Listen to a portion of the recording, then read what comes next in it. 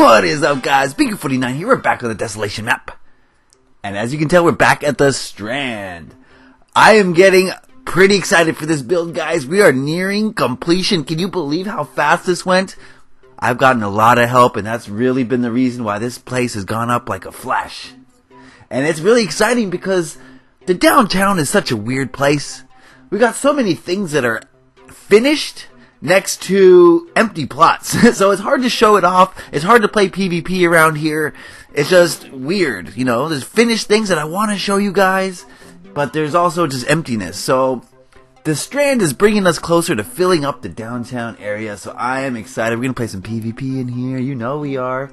Each store is different. Each store has different things that you're going to find during your looting and your scavenging. I've gotten some help. Today we're working with Cole0987 and Stormzix. You can find Cole on Twitter. You can find Stormzix on his YouTube channel, which I will link all over the place. In the card, in the description, go check out Stormzix. He's working on a beautiful world. I toured it for one of my Being Around the World episodes. I'll link that as well. Alright, so what I'm going to do today is I'm going to work on the interior here of the bookstore, BUK Book. Yeah, we don't have much space. You gotta work with the space you got sometimes, guys. So most of these stores, if I want to write it out on the sign, have to be 3 letters. So I took out 2 O's and changed them in, exchanged them for a U. Okay. Alright, so I'm gonna work on the inside of the bookstore. I'm also gonna work on a toy store. Just gets, part of it done, a good chunk of it done. Right now, Stormzix is working on a mask shop.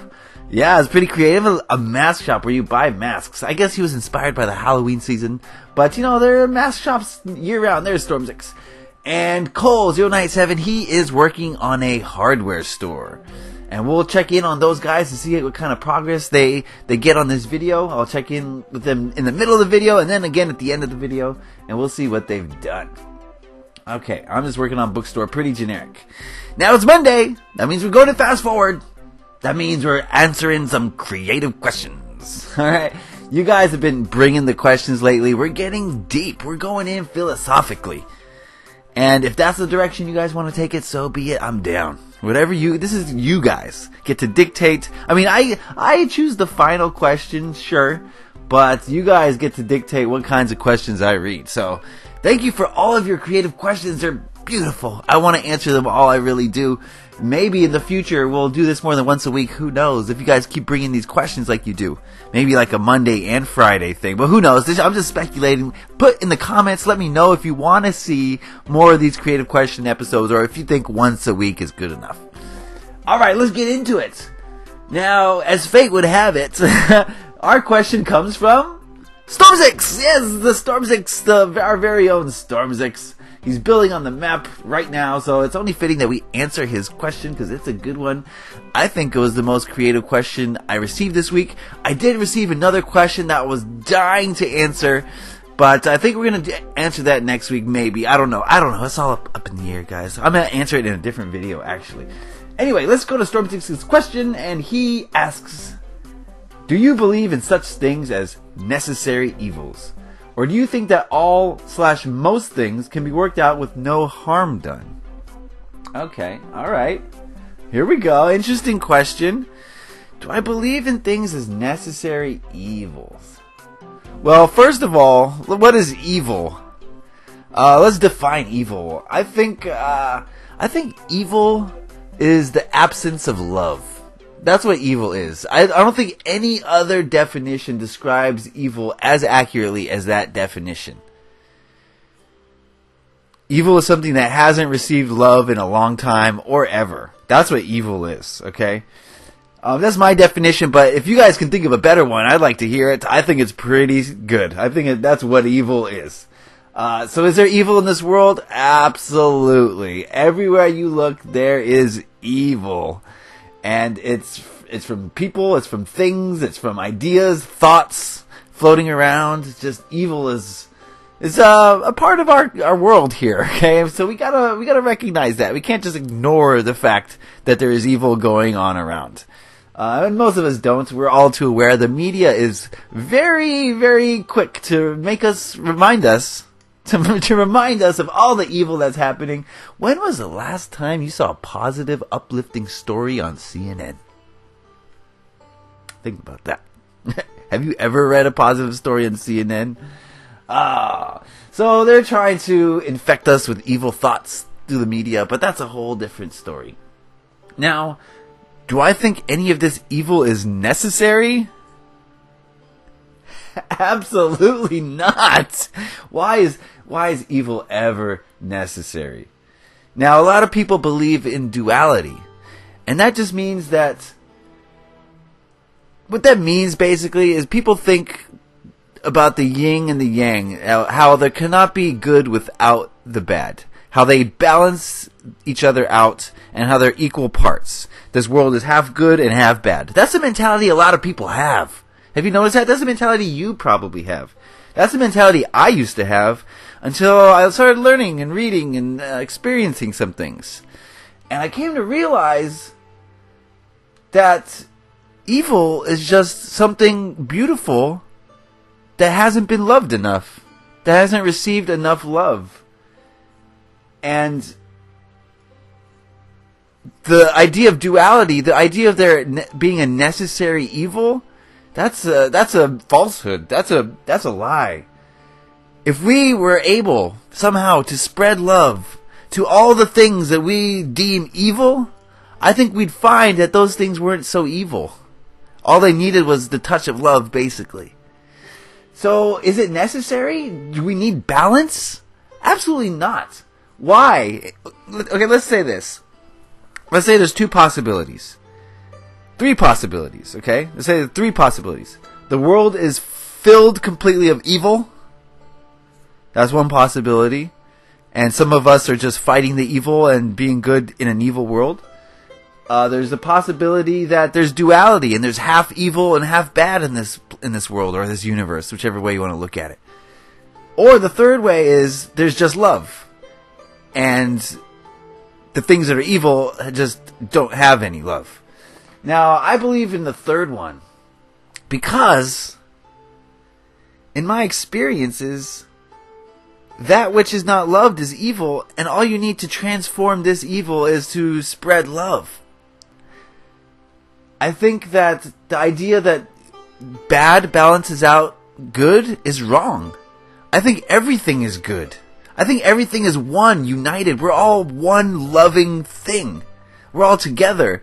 And things like racism, violence, just the ideas that we are separate beings. Like, you're Asian, you're black, you're white, you're Mexican, you're Latino. I mean, those things do nothing but implant a false idea that we are not all one thing. We're all the same. We're all made up of love. We all have the capability of love to spread to the evil. But we spend so much time fighting each other because we don't realize how united we are. This reminds me of a story that, I got into a discussion with my friend the other day. On Facebook, he posted this video. And this video was of a man, what seemed to be like Chicago or some like urban environment. And he was making a video and he says, I've had a bad day. I was on the freeway and my tire blew up, my window shattered.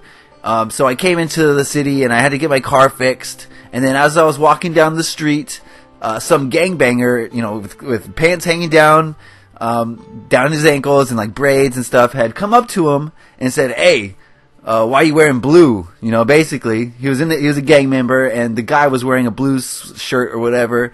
And the gangbanger was like, "Why are you wearing blue in my hood? You better take that off."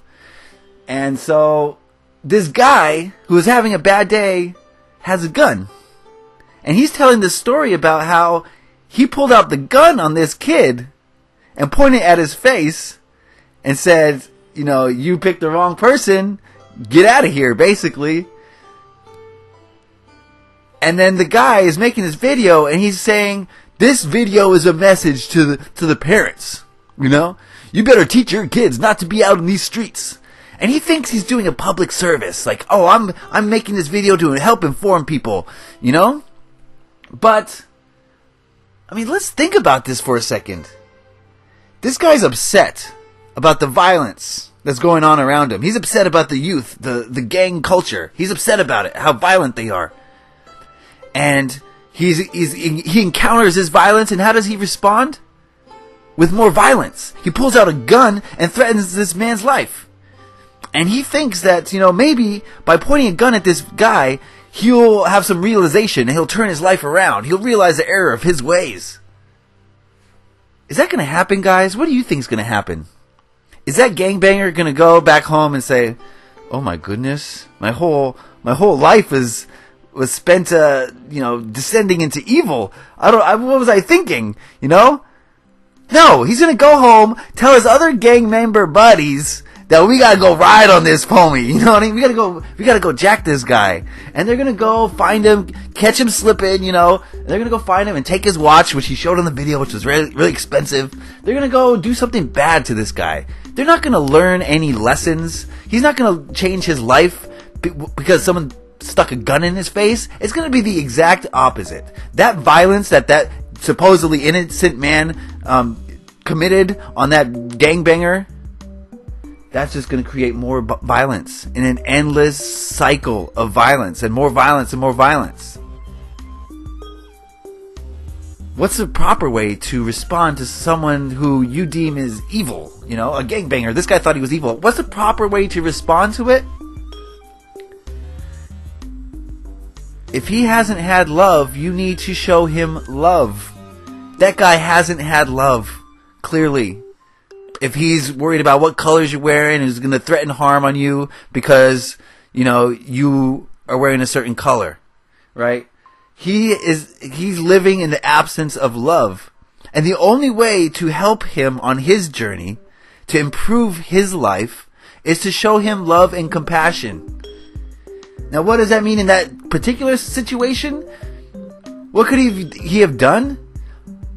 I would have taken off my jacket and said, "Here, this is yours. You look cold or something." Respond with love. Say, "What's wrong, man? Do you need some money? Why are you, acting this way?" And maybe, okay, if you do that, what's he going to say? Honestly, he's going to be like, "Oh yeah, whatever." He's not going to kill you. He's not going to harm you. But he's going to walk away thinking that you're lesser than him because you've bowed down to him, right? That's what he's going to think in the moment. That's what he's going to think around his homies and tell his homies, "Oh, I punked this guy for his colors," or whatever. But when he's laying in bed at night and he's thinking about the day and he's thinking about the only person who showed him love that day, maybe the only person who showed him love that month, maybe that year, maybe his whole life, the only person who ever showed him love was that guy on the street who asked him what he needed. How can I help you? His whole life, he's lived in the absence of love. No one cared about him. No one wanted to help him. He's just a thuggish gangbanger. And the people around him help reinforce his beliefs about who he was. Oh, he's just a gangbanger. He's in the hood. He's up to no good. He's not going to amount to anything. That's the absence of love. If that guy had love, if he had someone there saying, "I'm here to support you. I'm here to lift you up. I'm here to give you advice, to be there for you when you need somebody." That's love. And that's what that gentleman needed on the street that day. He didn't need to have a gun pulled out on him because that's just going to make him realize that there is no love. So is any evil necessary? No. Absolutely not. Evil is not necessary. Evil needs to be extinguished at every single step possible if we're to improve as human beings. So thank you, Stormzix, for that question. We're going to go check in on Stormzix now on his mask shop, Vintage Masks. I like that sign. Thank you, Stormzix, for a great question. These are the types of questions you guys need to be asking yourselves. Yes, ask them in the Creative Question of the Week section of the comments. Do that, but also ask yourselves these questions. Think of questions to ask yourself. What do you want to know? What are you just on the verge of knowing that you don't quite know yet? Ask yourself the question, and maybe it won't happen that instant, but maybe you'll find your answer. So there's Stormzix working on his mask shop. He's got a long way to go. I like those masks. We'll pop in on these guys in a different episode and check out their progress, but we're just checking in at the end of this episode here. We got, Cole, he changed his sign to a bulldozer. I kind of like it. This is a tool store. Okay, he's got a little ways to go, but he's working fast. He's a fast builder, so he's going to be done with this pretty soon, I'm sure. So thank you guys for all your help building. I really do appreciate it. It basically is making this Strand come to life, and and be a thing because you guys. And there's Stale Raisin, he's working on the golf shop, so I got all sorts of help today. I am blessed. Thank you guys for watching. Thank you for leaving comments. Thank you for asking creative questions of the week. Thank you for questioning yourself as well. Alright, that's it for me today, guys. Happy Minecrafting. Peace.